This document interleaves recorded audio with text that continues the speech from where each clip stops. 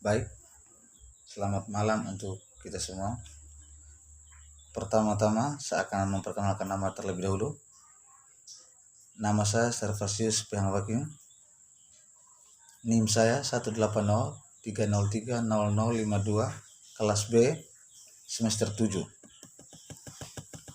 Jurusan Sosiologi, Fakultas Ilmu Sosial dan Politik Universitas Nusa Cendana, Kupang. Kali ini saya akan mempresentasikan tugas gerakan sosial saya yang bertema protes dan gerakan sosial. Beberapa tahun terakhir telah terlihat ledakan gerak protes di seluruh dunia dan teori-teori akademis berlomba untuk mengejarnya. Seri ini bertujuan untuk lebih jauh pemahaman kita tentang asal-usul transaksi keputusan dan hasil gerakan sosial dengan mendorong dialog di antara banyak tradisi pemikiran lintas negara, Eropa, dan lintas benua. Semua perspektif teoritis adalah pendekatan terhadap gerakan sosial seperti tradisi budaya dan struktural, mikro dan makro sosial, ekonomi dan ideal, atau kualitatif dan kuantitatif. Buku dalam seri ini akan diterbitkan dalam bahasa Inggris. Salah satu tujuannya adalah untuk mendorong non-penutur asli untuk memperkenalkan karya mereka kepada audiens anglophone. Lainnya adalah untuk memaksimalkan aksesibilitas. Semua buku akan tersedia dalam akses terbuka dalam setahun setelah publikasi cetak. 1. Era baru masyarakat sipil dan negara di demokrasi Asia Timur. Asia Timur kontemporer ditandai dengan interaksi baru dan beragam antara masyarakat sipil dan negara. Yang pantas mendapat perhatian ilmiah baru. Secara khusus, volume ini berfokus pada berbagai bentuk keterikatan dan pertentangan di Jepang, Korea Selatan, dan Taiwan. Karena ketiga negara ini mewakili demokrasi yang sepenuhnya terkonsolidasi di kawasan ini, dampak globalisasi dan krisis keuangan 2008 dalam beberapa tahun terakhir menyebabkan gerakan protes dan reaksi politik di seluruh dunia. Demokrasi dewasa Asia Timur telah menyaksikan bagian mereka sendiri dari protes dan konflik. Di musim semi 2014, bunga matahari gerakan menduduki parlemen di Taiwan selama berminggu-minggu dan mengorganisir massa demonstrasi yang memaksa pemerintah Kuomintang dalam kurung KMT yang berkuasa untuk membuat konsesi mengenai perjanjian perdagangan jalan lintas selat dengan Republik Rakyat Tiongkok.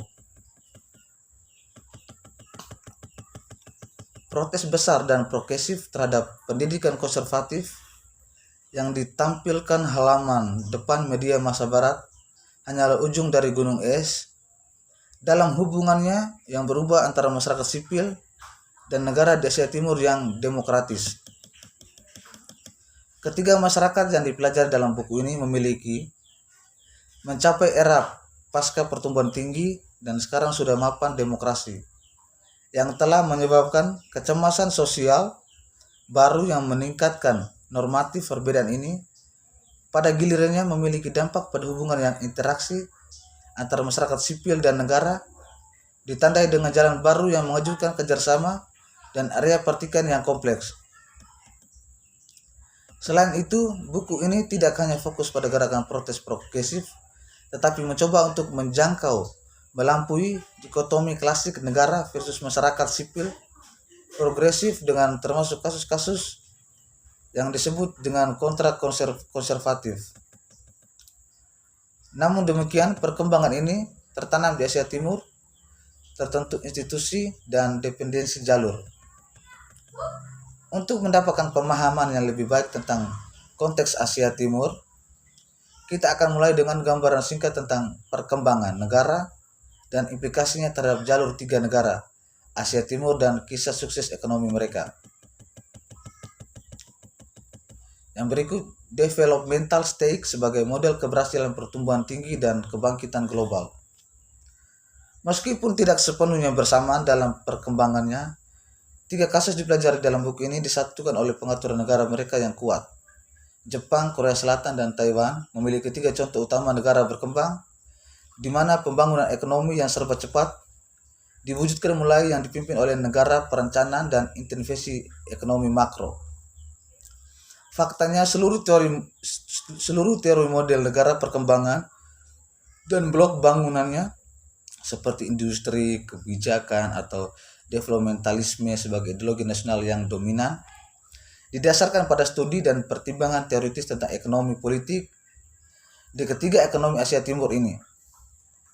Meskipun melepaskan ikatan mereka sebagai koloni Jepang setelah Perang Dunia Kedua, Korea Selatan dan Taiwan berbagi dengan mantan penguasa kolonial mereka ketergantungan jalur kelembagaan dari perang total, kemudian dari 1930-an sampai 1945, di mana kekaisaran Jepang memobilisasi semua sumber daya ekonomi dan masyarakatnya. Selama periode ini, perekonomian berada di bawah kendali negara yang ketat dan sepenuhnya diarahkan untuk mendukung agresi perang, ekspansif, dan kekaisaran Jepang. Politik sebelumnya liberal, ekonomi kapitalisme, laissez-faire, ditransformasikan menjadi sistem total perang yang merupakan dasar dari negara perencanaan yang kuat. Setelah perang, ketika pertumbuhan ekonomi menjadi tujuan nasional utama di ketiga negara tersebut, apalagi ketiga negara tersebut menjadi protektorat Amerika Serikat di era pasca perang, dan mereka adalah bagian dari wilayah yang trauma oleh beberapa konflik skala besar selama era Perang Dingin. Oleh karena itu, daerah ketidakamanan memaksa pendirian konservatif mereka untuk berhasil dalam rencana mereka untuk pembangunan ekonomi, aliansi, keamanan bilateral mereka dengan Amerika Serikat, memberi 3 negara ini teknologi dan ekonomi yang penting, dukungan serta akses preferensial ke pasarnya. Pertumbuhan ekonomi yang tinggi dan industrialisasi yang pesat adalah 2 hal teratas prioritas nasional para elit birokrasi, ekonomi, dan politik secara keseluruhan 3 negara. Lembaga konservatif masing-masing terbukti sangat berhasil dalam mencapai tujuan ini dan dalam memimpin negara aktif untuk bergabung dengan jajaran ekonomi industri maju. Ketiga ekonomi Asia Timur ini berhasil menjadi pemenang yang jelas dalam globalisasi, mencontoh diri mereka sebagai juara ekspor dan mematahkan dominasi finansial, ekonomi, dan teknologi dari Barat. Jepang, Korea Selatan, dan Taiwan mewujudkan inti dari itu, ekonomi Bhinneka Kerja tinggi yang merupakan keajaiban Asia Timur, pertumbuhan ekonomi, dan kebijakan publik seperti yang disebut Bank Dunia dalam kurun 1993 dalam studinya yang sangat berpengaruh dan kontroversial yang disponsori oleh pemerintah Jepang untuk tinjauan retrospektif. Yang terpenting, model Asia Timur tidak hanya menyebabkan pertumbuhan tetapi pertumbuhan bersama. Di tangan satunya elit negara mendorong kepentingan pribadi dan mendorong para pemimpin bisnis untuk berkontribusi pada pertumbuhan yang tinggi. Di sisi lain, pendirian konservatif berhasil mobilisasi pekerja dan warga negara untuk proyek nasional developmentalisme dengan menjanjikan bahwa seluruh penduduk mendapatkan bagian yang adil dan tumbuh membawa pengingatan daya beli dan kemakmuran.